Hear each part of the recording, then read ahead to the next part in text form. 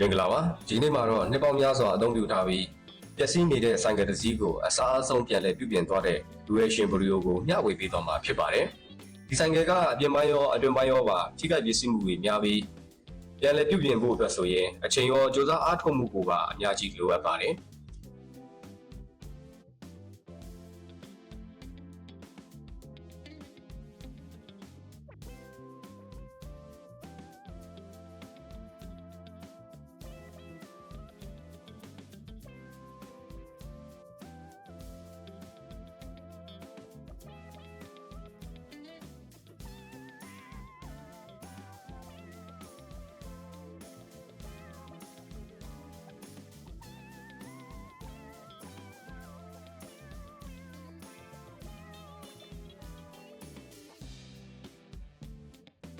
အခုမြင်နေရတာကတော့ပြုပြင်မှုမလုပ်ခင်ဆိုင်ကယ်ရဲ့အချိန်တွေပါတန်ကြီးတွေတက်နေပြီးအင်ဂျင်ပိုင်းမှာစီတွေယိုတာစီတွေစိတ်နာတွေအများကြီးတွေ့ရပါတယ်တချို့ဘိုင်းတွေကတော့လုံးဝကိုအသုံးမပြုနိုင်တော့ပဲအချိန်တွေထိရောက်နေပါပြီ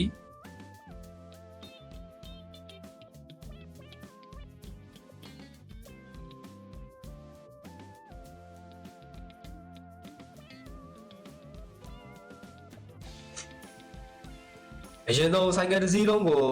စိတ်ပိုင်းတွေခွဲထုတ်ရပါတယ်။ engine frame လက်ကင် brake စနစ်အပိုင်းတိုင်းကိုခွဲထုတ်ပြီးပျက်စီးနေတဲ့အစိတ်ပိုင်းတွေကိုစစ်သွားတာတွေ့ရပါတယ်။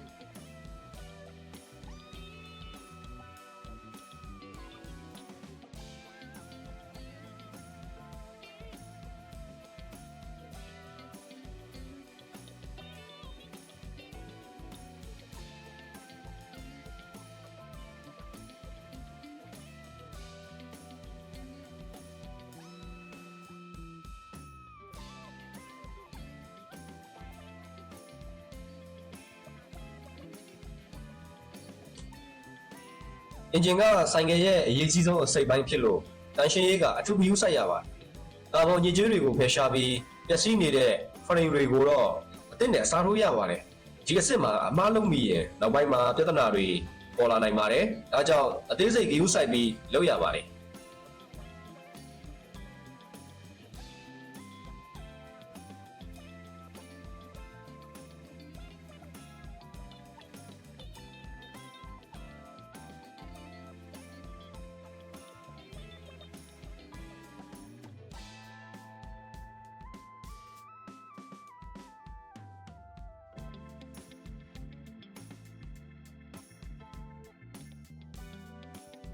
အရိပ်ပိုင်းကိုတော့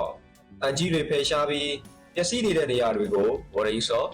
ညွန်ညမ်းနေတဲ့နေရာကိုပြန်လည်ပြင်ဆင်ရပါတယ်။ဒီနောက်မှာအရိပ်ဆေးတုပ်ပြီးအသစ်လိုမြင်ရအောင်ပြင်ဆင်သွားပါတယ်။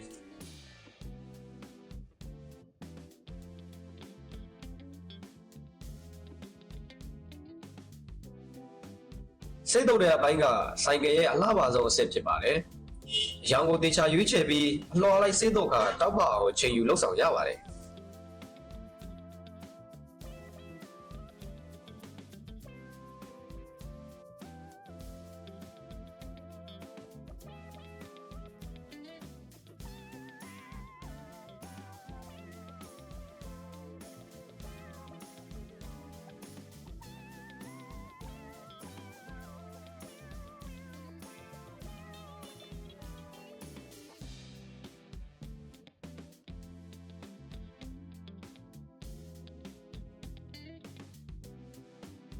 အခုတော့ပြန်လည်တက်ဆင်တဲ့အဆင့်ပါခွဲထုတ်ထားတဲ့အစိပ်ပိုင်းတွေအားလုံးကိုအစင်တကျတက်ဆင်ပြီး engine brake လဲစစ်စနစ်တွေကိုတစ်ခုချင်းစစ်သွားတာတွေ့ရပါတယ်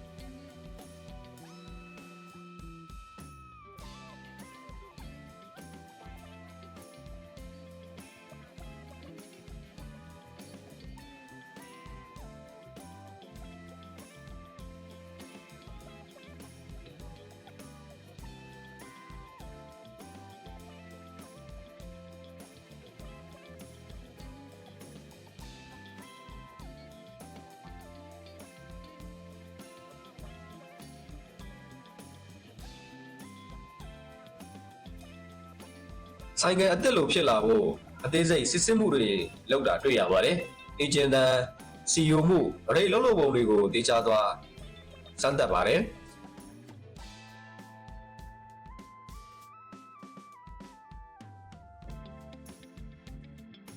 အခုမြင်နေရတာပြုတ်ပြလို့ပြီးဆုံးသွားတဲ့ဆိုင်ကယ်ပါ။အဟောင်းပုံစံလုံးဝမကြံတော့ပဲအသက်လိုပြန်လဲအသက်ဝင်လာပါပြီ။အချိန်အားထုတ်မှုနဲ့စိတ်ရှည်မှုတွေအားလုံးပေါင်းဆက်လိုက်တဲ့အခါအခုလိုအဟောစရာ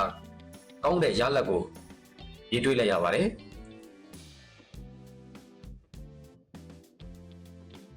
ဒီလို reaction video ကိုနှစ်သက်တယ်ဆိုရင် like လုပ်ပြီး subscribe လုပ်ထားဖို့မမေ့ပါနဲ့။လူချင်းမင်းတို့ like လုပ်ခြင်း subscribe လုပ်ခြင်းကကျွန်တော်အတွက်အားစိတ်တစ်ပွဲဖြစ်စေပါတယ်။နောက်ထပ်ဆိုင်ကယ်ပြုပြင်မှု video တွေနဲ့တွေ့ဆုံကြပါမယ်။အထူးပင်ကျေးဇူးတင်ပါတယ်။ကျွန်တော်တင်ဆက်သူကိုရှိုင်းပါ။